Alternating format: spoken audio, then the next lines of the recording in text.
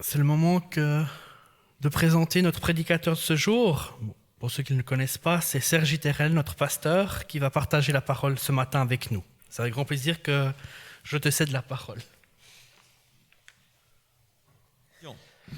Alors, la semaine passée, nous avons eu l'opportunité d'entendre Claire Lisganin avec une réflexion qui était très intéressante, un partage très personnel, et en même temps qui a poussé à une réflexion à chacun d'entre nous. C'était très pertinent, très utile. Et aujourd'hui, j'aimerais partager avec vous, faire un tout petit peu différent la prédication, le message de ce matin. J'aimerais qu'on arrive à la construire ensemble.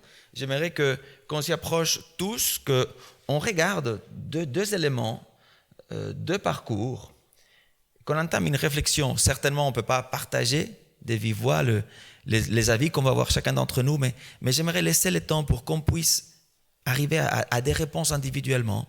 Et je prendrai aussi l'opportunité de vous partager celles auxquelles j'arrive moi personnellement. Mais ça serait bien que vous-même vous donnez le temps d'explorer, d'aller dans la réflexion. Comme il a dit David il y a quelques instants, je m'appelle Sergi Terrel et cette année je vais célébrer mes 20 ans. Pas 20 ans d'âge, ça vous l'avez compris, mais mes 20 ans dans les ministères. Et c'est vrai que le temps va vite, et ces 20 ans, ils m'ont permis de travailler dans des églises, et en même temps de vivre une expérience quand j'étais chef de la jeunesse. Et pendant le temps que j'étais chef de la jeunesse, j'ai eu l'opportunité un jour d'inviter les jeunes de cette fédération par la première fois à assister au congrès mondial qui s'est réalisé à Oshkosh. Et c'est vrai que j'aimerais partager avec vous quelques images, car c'était une très belle expérience.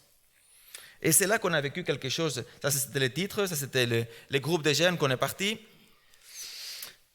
Et la dynamique, elle est complètement différente. Est-ce qu'on a un camp chez nous?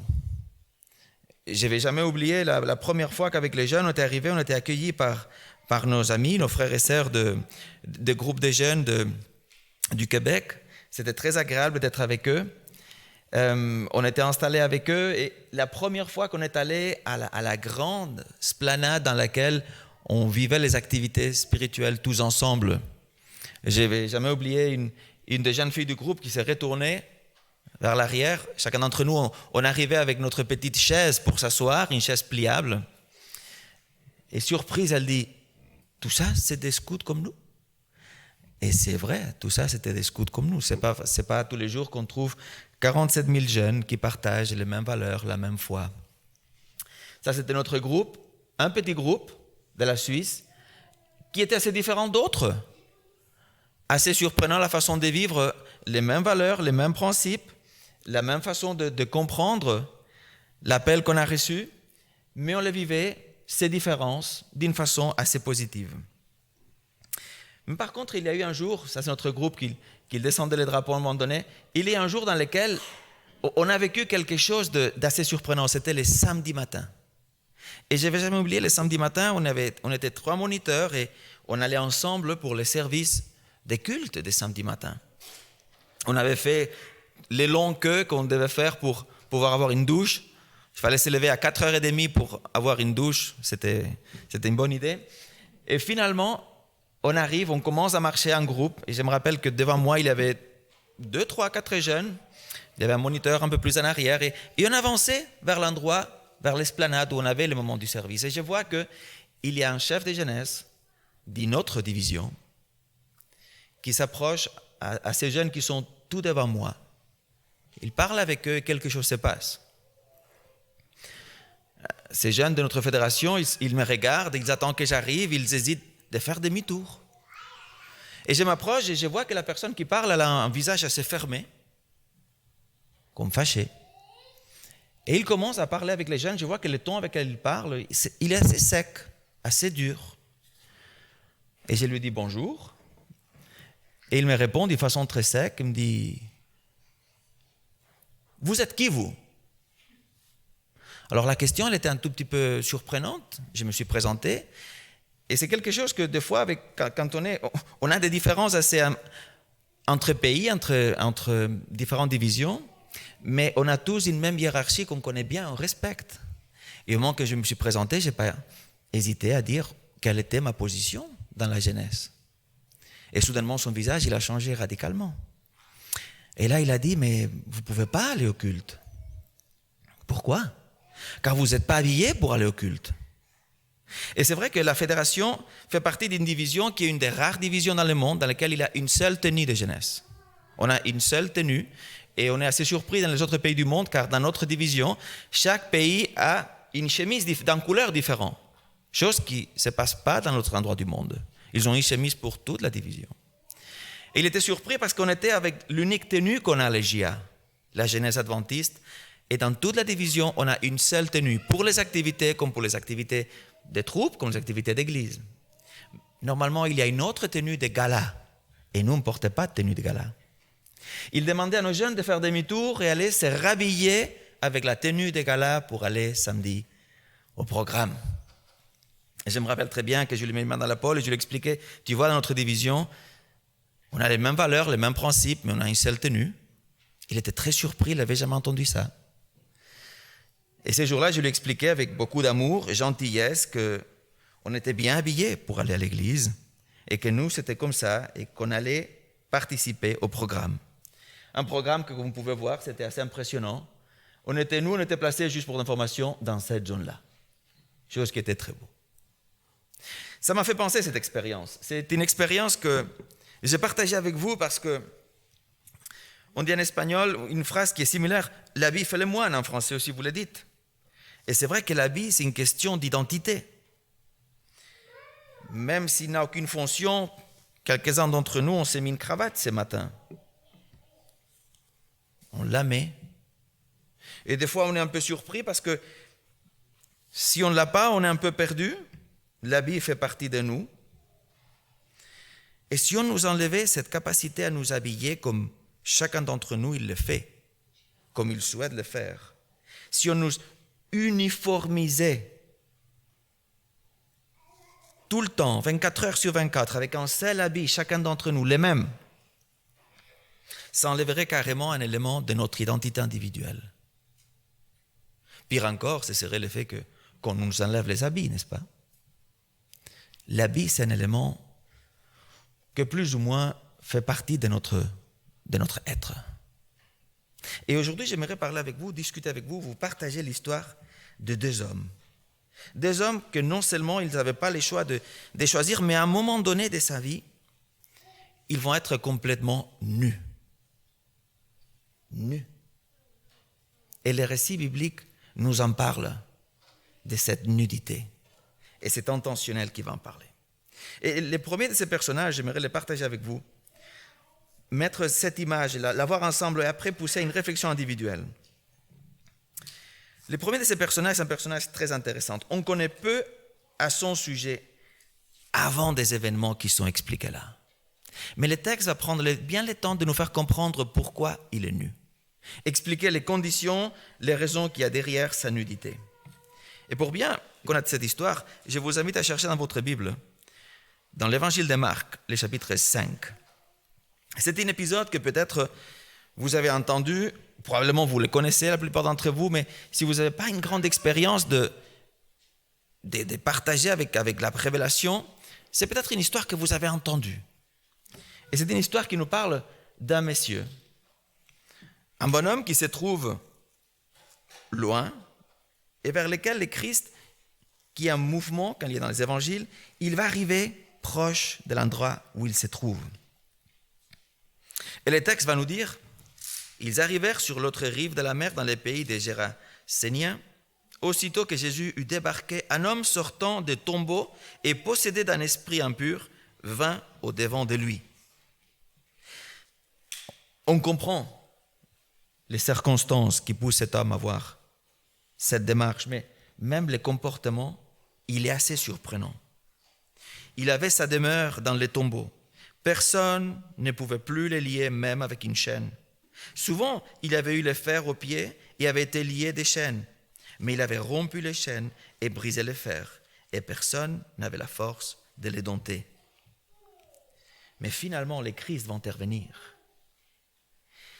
Il était sans cesse, nuit et jour, dans les tombes et sur les montagnes, criant et se meurtrisant avec des pierres. Il vit Jésus de loin, accourut, se prosterna devant lui. L'action du Christ, elle va complètement changer la vie de cet homme. Vous connaissez l'histoire et vous l'imaginez peut-être. Cet homme qui est esclave, cet homme qui est pas possible pour les hommes de les lier, mais qu'on voit que son existence, elle est liée et maîtrisée par une puissance qui n'est pas des hommes, mais par une puissance qui est l'adversaire de Dieu, Satan. Cet homme, finalement, il va être libéré par le Christ. J'aimerais juste poser la question, comment vois-tu cet homme avant l'action du Christ? Comment tu arriverais à le décrire dans ta tête? Comment je pourrais décrire cet individu? Comme un esclave? Comme un homme qui est immaîtrisable? Comme un être dépouillé d'une partie de son humanité, déshumanisé? Le Christ va agir et on va le retrouver différent. On va retrouver un homme qui expliquait, dans les versets plus tard, c'est le verset 15, il nous parle de lui avec des termes différents à comme il était auparavant. Il y a des personnes qui entendent ce que le Christ il a fait, et là ils disent, les gens allaient voir ce qui était arrivé. Ils vinrent auprès de Jésus et virent le démoniaque, c'est lui qui avait eu la légion, assis, vêtu et dans son bon sens. Et ils furent saisis de crainte. Assis, vêtu et dans son bon sens. Les versets 16 et 17, ils vont nous expliquer que ceux qui avaient vu ce qui s'était passé leur racontèrent ce qui était arrivé au démoniaque ainsi qu'au pourceau. Alors ils se mirent à supplier Jésus pour qu'il s'en aille de leur territoire. Et on connaît la fin de l'histoire. Jésus, il va partir car on lui demande de partir et comme il montait dans la barque, c'est lui qui avait été démoniaque, les suppliait afin de rester avec lui. Jésus ne lui permit pas, mais il lui dit, va dans ta maison, vers les tiens, raconte-leur tout ce que le Seigneur t'a fait et comment il a eu pitié de toi. Il s'en alla et s'est mis à publier dans la Décapole tout ce que Jésus avait fait pour lui et tous étaient dans l'admiration. Je trouve que c'est une histoire très intéressante. C'est une histoire très intéressante. Et je t'inviterai à prendre le temps de l'explorer dans ta tête par toi-même pour ce que tu as lu, car peut-être tu as lu cette histoire dans d'autres évangiles. Matthieu et Luc vont reprendre la même histoire. Luc va être plus explicite dans le fait que cet homme était nu depuis le début.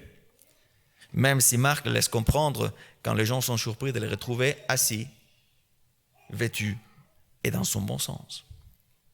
Mais c'est un homme, une histoire, un récit, dans lequel on peut voir non seulement la puissance de l'adversaire de Dieu, mais la toute-puissance libératrice du Christ.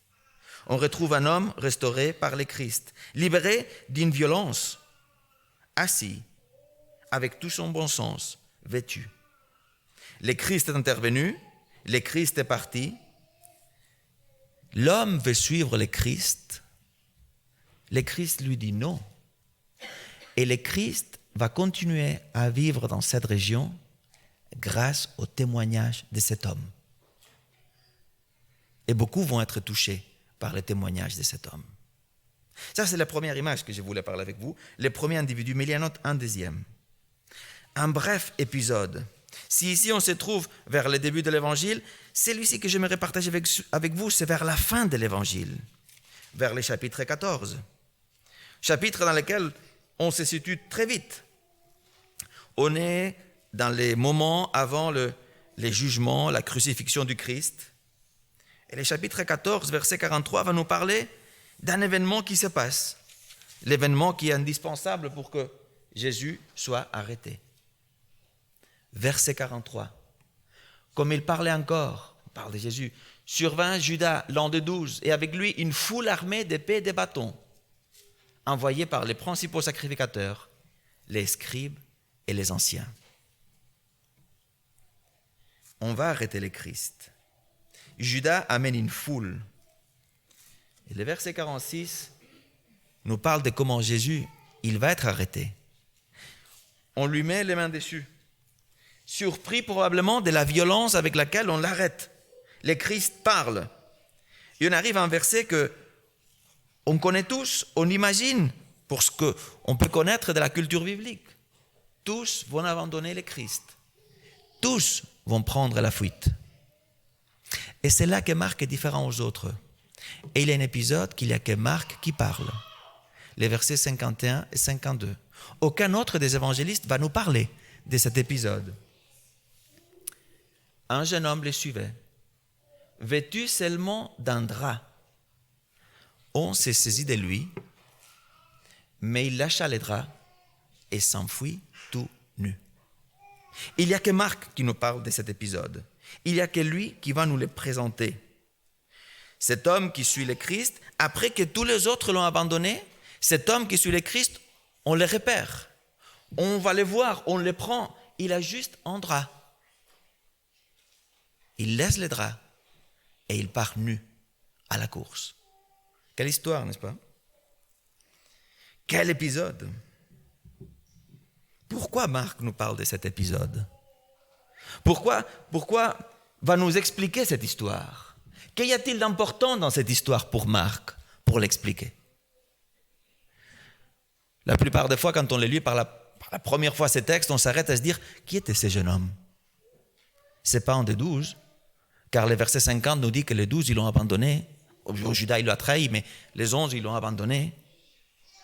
C'est quelqu'un qui les suivait, mais c'est qui ce bonhomme? Alors, pour moi, le plus important, ce n'est pas savoir qui, mais ce qu'il se passe. Même si, dans les qui, il y a pas mal de réflexions. Quelques-uns ils vont dire que c'est une figure plutôt symbolique pour exprimer cette notion d'abandon de tous ceux qui suivaient le Christ. Mais les détails, la façon de les présenter dans le récit, ça surprend un tout petit peu, car si c'était un symbole, il n'apporte rien de nouveau de ce que les autres ils ont fait déjà. Il parle d'abandon. Alors il y a quelques auteurs qui vont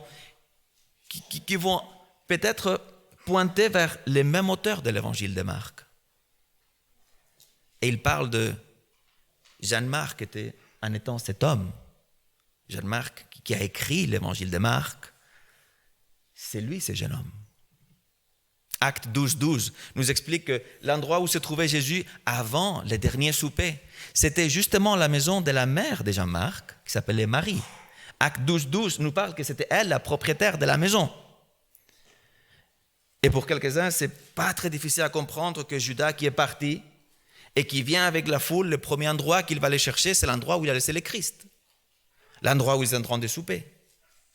Avec cette foule, à la recherche du Christ, il découvre qu'il est parti vers cette direction.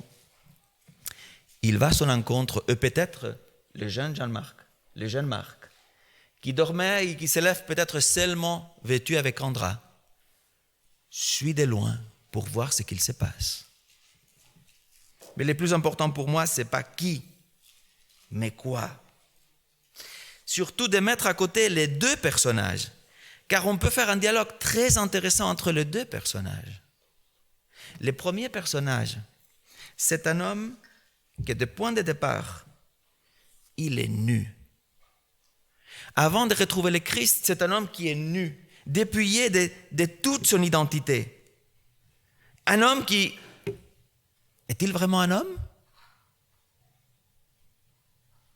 Un être humain qui se trouve là, esclave. Et le Christ va arriver. Et le Christ va rendre à cet homme l'identité. Le Christ va partir, mais cet homme reste habillé avec toute son identité. Et à côté, on a un autre homme. Un homme qui a toute son identité, qui suit le Christ, qui est bien habillé. Mais il y aura un problème. Il y aura une violence. On va les prendre et il va lâcher son drap et il va partir tout nu. Un homme qui se retrouve nu pour s'enfuir. Un homme qui renonce à cet élément qui est l'habit, qui est presque identitaire et qui fait résonner les deux histoires d'une façon très intéressante.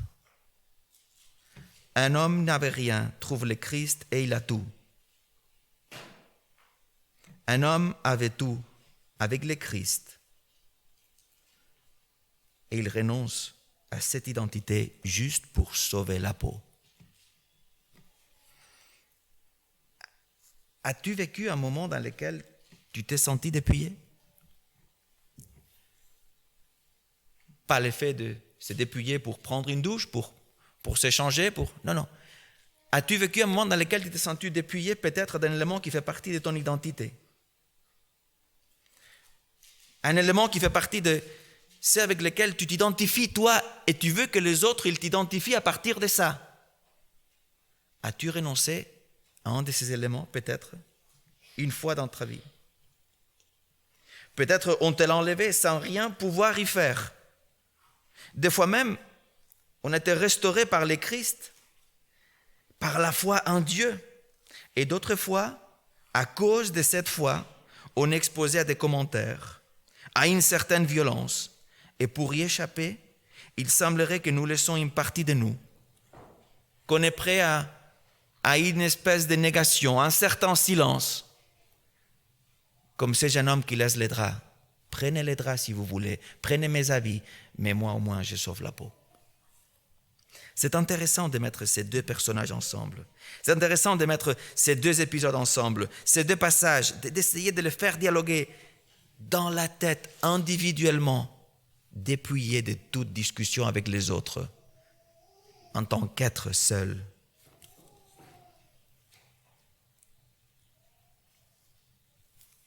Quelle réflexion on pourra faire maintenant?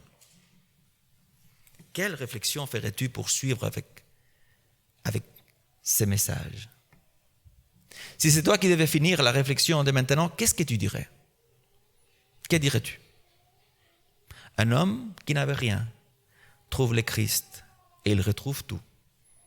Un homme qui avait tout, avec le Christ, on le poursuit et il renonce à une partie de lui juste pour pouvoir continuer. Qu'est-ce qu'on pourrait tirer de cette histoire? Qu'est-ce qu'on pourrait apprendre? C'est très tentant de s'attrister au sujet de ces jeunes hommes, n'est-ce pas? Et se dire quand même, ces jeunes.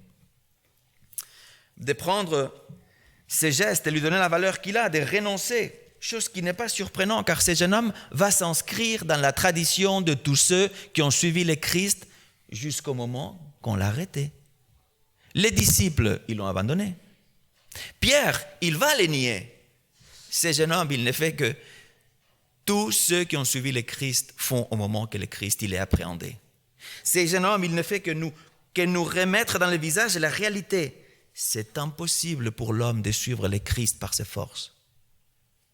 Marc nous laisse cet exemple, car lui-même il a vécu dans sa peau. C'est impossible pour l'homme de suivre le Christ par ses propres forces. On n'y arrivera pas.